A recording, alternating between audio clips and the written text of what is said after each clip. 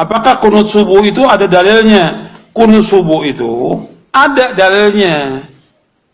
Kunut subuh terus menerus ada dalilnya. Hadisnya dhaif. Dhaif itu artinya apa? Lemah. Lemah itu boleh dipakai atau tidak? Nggak boleh dipakai. Ingat tuh, hadisnya ada dhaif. Kalau dhaif nggak boleh dipakai. Bahkan ada sahabat bertanya, seorang anaknya dari sahabat bertanya, wahai ayahku, engkau pernah sholat di belakang Rasulullah SAW, Abu Bakar, Umar, Utsman, Ali, apakah mereka kunut subuh? Dijawab oleh bapaknya, ai bunayya muhdatsun, wahai anakku, kunut subuh itu muhdats. Apa makna muhdats? Beda, bahkan lebih tegas lagi di Sunan Nasai dijelaskan, ai bunayya bid'atun, wahai anakku, kunut subuh itu bid'ah. Kalau bid'ah nggak boleh kita ikut, nggak boleh kita ikut bid'ahnya. Jelas? Jadi ini udah masalahnya sudah jelas. Jangan nanti dibilang lagi, ini kan masalah khilafiyah, masalah ijtihadiyah. Kalau bid'ah nggak ada ijtihadiyah, udah bid'ah ya bid'ah. Begini. Anda boleh punya pendapat, tapi Anda jangan lupa ada ragam pendapat dari para ulama. Maaf ibu bapak sekalian, keterangan hadis kunut itu bid'ah terdapat di hadis ada An-Nasai, ada juga di Al-Bukhari. Turunkan semua hadisnya. Anda tahukah Anda periwayat hadisnya itu juga kunut? Imam An-Nasai mazhabnya Syafi'i, beliau kunut. Imam Al-Bukhari mazhabnya Syafi'i, beliau kunut. Saking objektifnya beliau riwayatkan tentang sahabat yang tidak kunut. Kenapa beliau tidak kunut? Karena dalam hidupnya tidak pernah melihat Nabi kunut. Sahabat ini, tapi kan yang lain banyak sahabat juga. Di ketika Nabi berjalan, tidak semua sahabat ikut. Nabi ke Badar, sebagian sahabat ikut. Nabi ke Uhud, sebagian sahabat ikut. Tidak setiap tempat sahabat ikut semua. Saya mau ke Uhud ya, semua Madinah ikut ke Uhud. Madinah kosong.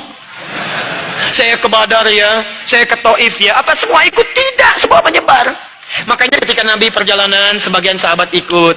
Nah, ada seseorang yang ketika berada di belakang Nabi, setiap dia sholat di belakang Nabi, dalam keadaan subuh, Nabi tidak kunut. Sedangkan sifat sahabat itu mengamalkan apa yang dilihat. Jadi yang dia lihat itu yang diamalkan. Misal, Wa'il bin Hujur, sholat di belakang Nabi, Nabi turun pakai lutut. Abu Hurairah sholat di belakang Nabi, Nabi turun sujud pakai telapak tangan. Walaupun keduanya tahu riwayat itu, tapi mohon maaf, mereka mengamalkan apa yang dilihat. Wa'il pakai lutut, Abu Hurairah pakai telapak tangan. Dua-duanya benar, yang salah yang pakai kepala duluan. Belum apa-apa sudah ramai kepalanya, ini bid'ah, ini salah, ini itu, muka Anda dari ujung kepala sampai ujung kaki bid'ah itu. Kenapa? Karena Anda tidak belajar hadis dengan ilmunya. Ini yang tidak kunut di belakang Nabi karena dia sholat di belakang Nabi, Nabi nggak kunut. Tapi ada sebagian sahabat sholat di belakang Nabi, Nabi pernah kunut. Ada Abdullah bin Umar, Nabi mengajarkan kunut pada Al-Hasan cucunya. Dari situ disimpulkan oleh ulama. Apa kesimpulannya? Yang mau kunut silahkan. Maka Imam Malik kunut, kunutnya sebelum ruku disirkan. Imam Syafi'i muridnya Imam Malik, lahir tahun 150 Hijrah, kunut. Beda dengan gurunya, Syafi'i dijaharkan. Kunutnya ba'da ruku, bangun setelah i'tidal dijaharkan. Bacaannya sama dari Nabi, Allahumma hdini fiman hadid. Kalau jadi imam, Allahumma hdina fiman hadid.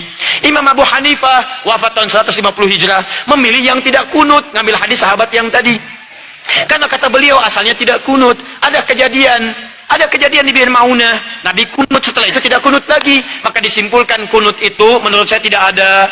Karena sementara saja, setelah itu tidak ada. Maka kembali ke asal, tidak ada kunut. Abu Hanifah tidak kunut, diamalkan itu dari yang tadi. Imam Ahmad datang kemudian, lahir tahun 163 Hijrah. Imam Ahmad muridnya Imam Syafi'i, Syafi'i muridnya Imam Malik. Imam Malik masa yang sama dengan Imam Abu Hanifah, wafatnya duluan Abu Hanifah. Apa yang terjadi dengan Imam Ahmad? Kata Imam Ahmad, saya ambil yang pertengahan, tengah-tengah saja. Ini kunut jahar, ini tidak kunut, saya ambil tengah-tengah. Apa tengah-tengahnya? Nabi kunut saat ada peristiwa besar membutuhkan doa. Sebelumnya tidak kunut, saat ada peristiwa itu beliau kunut, setelah itu tidak kunut lagi. Menurut pemahaman Imam Ahmad bin Hanbal, maka saya simpulkan kunut itu saat ada peristiwa besar saja yang butuh doa. Peristiwa besar butuh doa namanya nazilah, maka dikenal dengan kunut nazilah. Saya sendiri tiap hari kunut subuh. Tiap hari, karena saya jadi makmum di belakang orang yang kunut subuh. Di kampung saya, kalau zuhur saya jadi imam. Kalau asar jadi imam. Maghrib isya sering saya jadi imam. Subuh enggak. Ketika kita bermakmum saat salat subuh, sedangkan imam kita kunut, apakah kita mengangkat tangan atau tidak dan tidak mengaminkan? Ya, kita kalau imamnya kunut, maka kita ikut kunut. Oleh karena kita angkat tangan dan kita mengaminkan. Ya, itu pendapat pendapatnya Imam Ahmad rahimahullahu taala, pendapat Ibn Taimiyah rahimahullahu taala. Jadi masalah kunut ini masalah khilaf yang kuat di kalangan para ulama. Kalau saya boleh bagi, ya, ada beberapa pendapat. Pendapat pertama bahwasanya kunut subuh sunnah, ya, dan itu pendapat Imam Malik dan pendapat Imam Syafi'i rahimahullahu taala. Madhab Imam Syafi'i, ya, kunut adalah sunnah. Madhab Hanafi tidak ada kunut. Jadi yang nggak pakai kunut asalkan ikut ulama, maka itu hebat. Yang kunut asalkan ikut ulama, itu hebat. Ikut ulama aja deh. Tapi yang mengatakan yang benar adalah kunut karena qala Rasulullah, ente bukan ulama.